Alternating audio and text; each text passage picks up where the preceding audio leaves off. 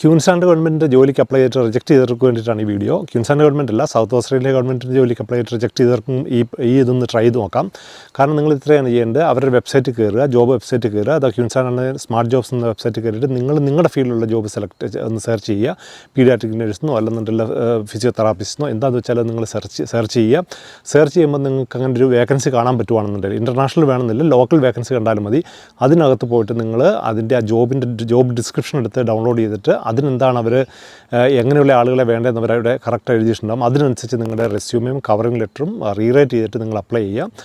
ഇങ്ങനെ അപ്ലൈ ചെയ്യുമ്പോൾ short list ചെയ്യാനുള്ള സാധ്യത കൂടുതലാണ്. കാരണം എന്താണെന്ന് വെച്ചാൽ എക്സ്പ്രഷൻ ഓഫ് ഇൻട്രസ്റ്റ് ഇടുമ്പോഴത്തേനും 10,000-കണക്കിന് ആളുകൾ എക്സ്പ്രഷൻ ഓഫ് ഇൻട്രസ്റ്റ് ഇടും.